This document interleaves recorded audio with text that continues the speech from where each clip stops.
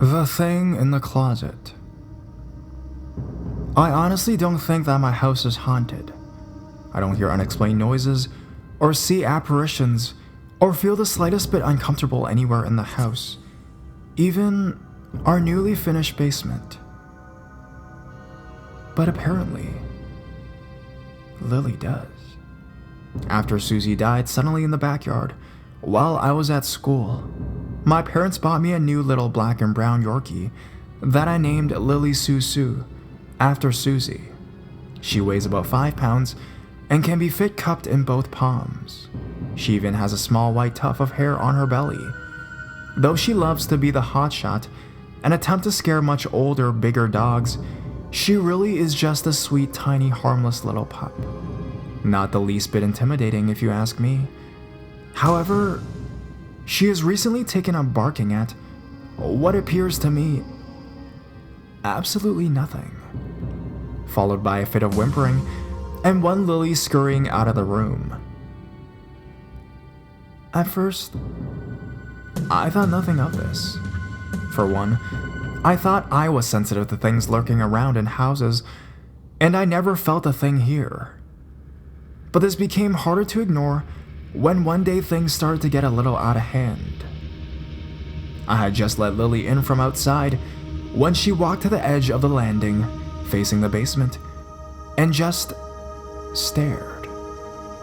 At first I thought she had spotted a pair of underwear or a sock. She loves to dig these items out of the laundry basket and treat them as toys.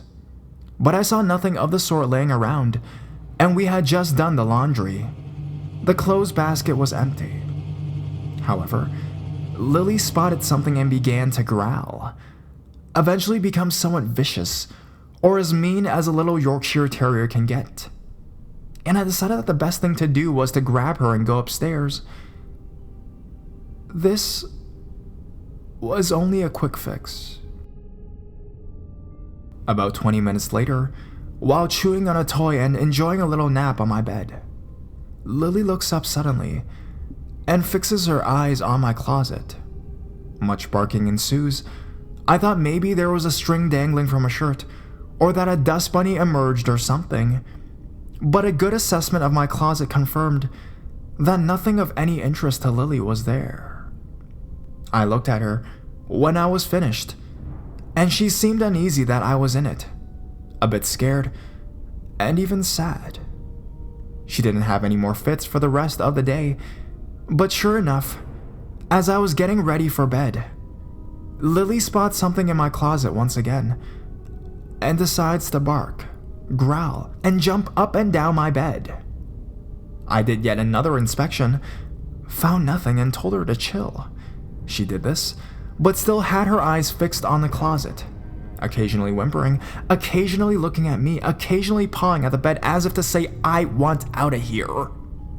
And when my dad finally came home from work, she gladly went to his room to sleep for the night. At one point, I did start to feel uneasy, but really only because Lily kept barking at something I couldn't see. I started to remember a time when Susie did something similar. I was straightening my hair before school in front of my mirror. Susie was on my bed, and then she sat up fast and began growling at the wall behind my desk. She hopped off the bed, but refused to walk near that wall, and whimpered at me when she realized all other escape routes were blocked. But unlike Susie, this was not a one-time thing. Lily had already freaked out twice, and I had no solution. I went to my dad's room and scooped up Lily Sue. When she noticed I was taking her to my room, she started to squirm, but a nice rubbing of the belly was all she needed, and she was out. Until 3 a.m. when she proceeded to jump out of my arms in a barking fit at an invisible something in my closet. That was it for me. I, too, jumped out of my bed, yelled something, grabbed the dog, and ran out of there. I told my mom that something was in my closet and began to climb into her bed, when she kindly informed me that Lily wasn't welcome. I set her on the ground, but my mom, fearing that she would ruin something in the house, told me to go find her and put her in my room. I picked her up and put her on her own bed, then put myself to bed as well. About 5 minutes later, I heard the soft patting of paws on the tile floor, and the ringing of a dog's collar and rabies tag. I assumed this was Lily, but was surprised at how few steps I heard. They just seemed to stop at the rug. I figured she had plopped her butt down and I simply hadn't heard, and passing that off as a logical solution. I tried to doze off, but my mom sat up and asked me where Lily was. I told her she was sleeping on the rug, but my mom said that Lily was nowhere to be seen. Rather annoyed, I stepped out in the hall and noticed that Lily was laying in her bed in my room looking at me rather warily. I grabbed her and her bed and set them both on my mom's rug. But Lily was not up for that.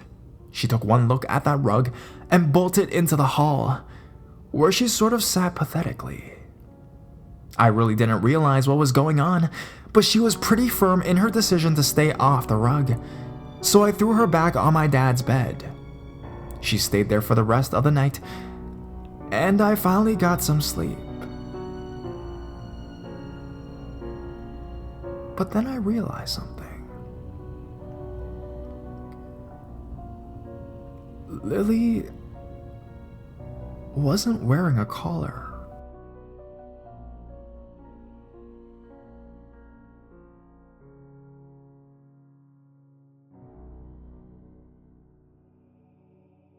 The evil within my closet.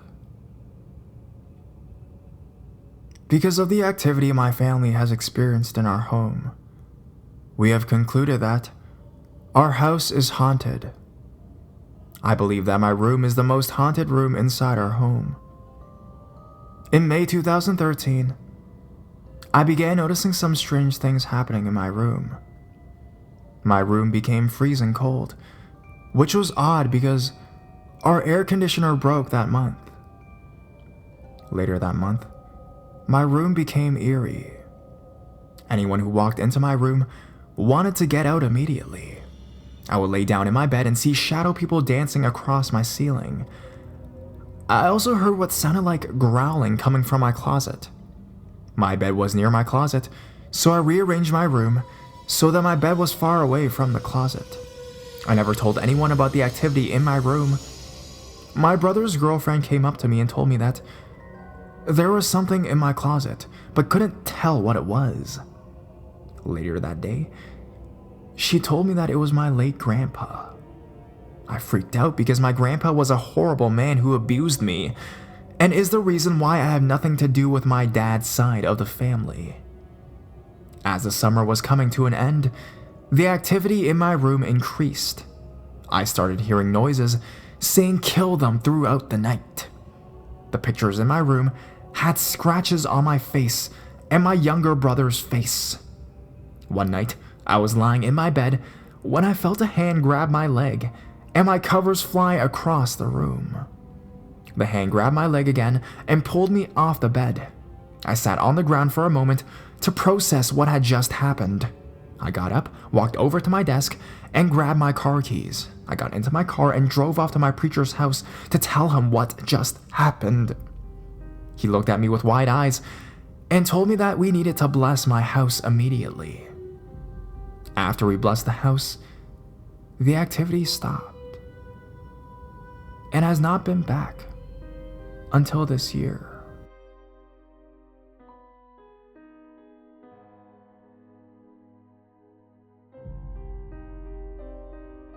A child will always be afraid of the closet. I'm 25 years old. Now, this happened when I was 15. I had a lot of stuff going on, including my father was taken to jail by the DEA for things I'm not really sure of, but I do know most of it. It was just lies to put him on because he had so many concoctions, he really has no memory of it. Anyways, this happened about 2 months after he left. My family is pretty familiar with all things paranormal on my mom's side. My great-great-grandmother read tea leaves. My great-grandmother just knew things about people before she was even introduced. My grandfather can read auras. My mom can hear dead people. And as for myself, I can hear people, but I can only see them when I'm asleep, and when either myself or someone close to me in a time of need. Now back to the story. I was 15 years old. After my father was taken to a prison, my mom had a hard time with it. So to help her out, my little sister and my little brother would take turns sleeping with her because my parents have been together forever. Anyways, my sister and I normally shared a room, but after my dad left, she moved to the couch. I thought this was just because she missed our dad, but soon after did I learn why I never was comfortable in our home anymore. Okay, so where my old house sits is between two different graveyards. The upper graveyard was so old, a lot of the headstones no longer had writing on them. The oldest ones we could read were 1779. And the lower cemetery had newer headstones, 1909 and up. Well, on certain nights, fog would roll up. Normally no biggie, until you look at where it goes. Literally, the fog would only roll into our yard. We would always see stuff out the windows and kindly wave, letting them know we saw them, respect them, and let them know that this is our home now. However, after my dad left, things started getting weird. I would start hearing weird growls in my room. Now mind you, my sister was either sleeping on the couch or my mom's room, and would not come into her bedroom unless it was during the day. She was 10 at the time, so I thought nothing of it. Anyways, I slowly started to get creeped out by my own room. I would constantly tell myself, "Stop it, you're 15, not 5, get over it and relax." Slowly, the feelings started getting worse and worse, to the point I wasn't able to sleep alone, so I started having my dog sleep in my room with me. That's when it got worse. I would be laying in my bed looking at my closet, and I would see red eyes and hear this primal growl that would shake me, literally to my core. This went on for months. I started getting depressed and cutting. But when my parents found out, no sharp objects were allowed in my room, period, not even tacks. So back to the story, the growling eventually started talking, just low growls and then screams of, "Get out!" My dog constantly growled or hid under my blanket because we were so scared. I didn't tell my mom for the longest time, until one night it got so bad I saw my necklace come out of my closet and started to hit my dog. She was so scared, and I didn't want her hurt anymore, so I screamed as loud as I could for it to stop. I commanded it, "You will no longer hurt my dog, this is my room, leave." Normally this would have been a great thing to do. However, I think I just pissed it off. I woke up the next morning with a steak knife stabbed into my headboard, and another one in my dresser drawer. Getting scared, I yelled for my mom. After being lectured for an hour about the promise I made to have nothing sharp in my room, I swore to her I didn't. She turned white. I told her everything that had been going on, and she was even more angry for me for not telling her sooner. She smudged my room, and everything seemed fine for a while. And by a while, I mean at least a month. Then, it started up again. This time, before things got as bad as they had before, I ran and told my mom. Finally, she had to have my aunt come and bless my room. It was finally gone after that. However, I couldn't sleep in that room anymore, so I moved across the hall. I know everyone on here has their own experiences, and I appreciate everyone on here taking the time to share their stories. I will be sharing more soon. I was so happy to find a place where I can feel as if I'm not alone. not alone in these happenings throughout my life. Blessed be everyone.